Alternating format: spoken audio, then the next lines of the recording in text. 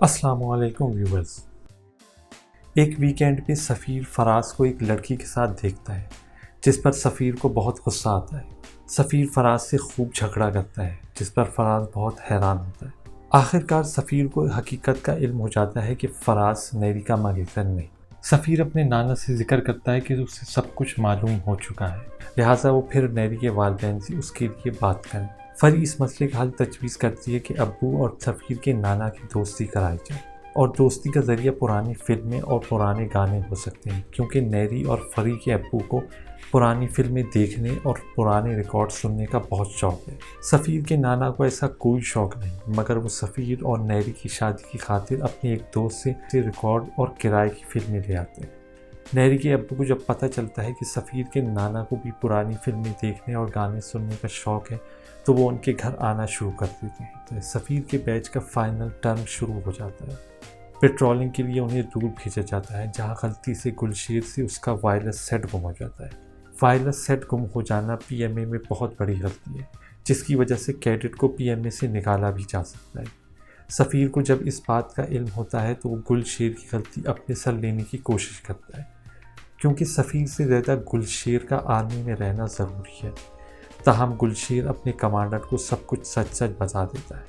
Academy वापस आकर इस बारे में मीटिंग होती है, जिसमें दोनों कैडेट्स को सज़ा दी जाती है। ताहम उनका एक दूसरे के लिए ईसार का जज्बा देखते हुए आर्मी से नहीं निकाला जाता।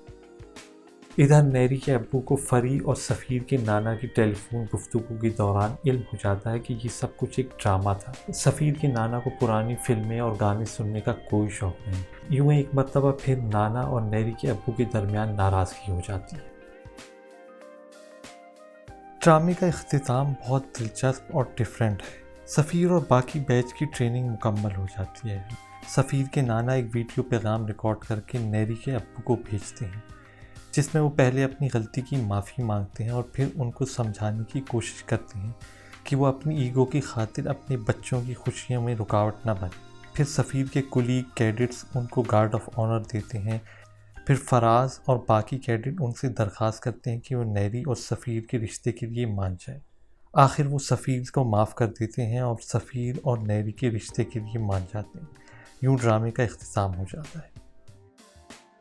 सुनहरे दिन को एक लाइट कॉमेडी ड्रामा कहा जा सकता है। सीरियल में कई संजीदा मौज़ूआत को बहुत हल्के फुल्के अंदाज में पेश किया है, जैसे वालिदैन का बच्चों पर अपनी मर्ज़ी थोपना और उनकी मर्ज़ी और एप्टीट्यूड के बजाय अपनी ख्वाहिश के कैरियर को अपने बच्चों के लिए पसंद करना वगैरह। इन संजीदा मौज़ूआत के बावजूद सीरियल में कोई रंजीदा और ड्रामेटिक सिचुएशन नहीं। ड्रामे की पहली किस्त से आखिरी किस्त तक हर सिचुएशन बिल्कुल नई है, जिसकी वजह से ड्रामा देखते हुए बोरियत महसूस नहीं होती। ख़ासकर ड्रामे का एंड बिल्कुल अनएक्सपेक्टेड था।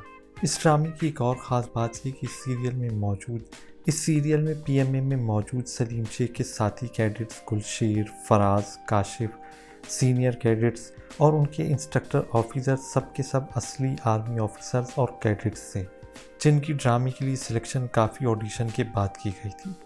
इन तमाम कैडेट्स और ऑफिसर्स की नेचुरल और अच्छी एक्टिंग का क्रेडिट इन कैडेट्स और ऑफिसर्स के बाद यकीनन ड्रामे के डायरेक्टर मोहसिन अली और शोएब मंसूर को जाता है, जिन्होंने इन कैडेट्स और ऑफिसर से, जो कि पहली दफ़ा कैमरे का सामना कर रहे थे, इतनी अच्छी एक्टिंग करवाई। ये ड्रामा सीरियल ISPR और PTV की जॉइंट प्रोडक्शन थी। 1998 में सुनहरे दिन का सीक्वल अल्फा ब्रावो चार्ली पेश किया गया, जिसमें सुनहरे दिन से भी ज़्यादा मकबूलियत हासिल की। सुनहरे दिन पाकिस्तान टेलीविज़न का एक मशहूर तरीन ड्रामा सीरियल है। ये एक मस्ट वॉच सीरियल है, जिसे एक बार देखकर आप बार बार देखना चाहेंगे।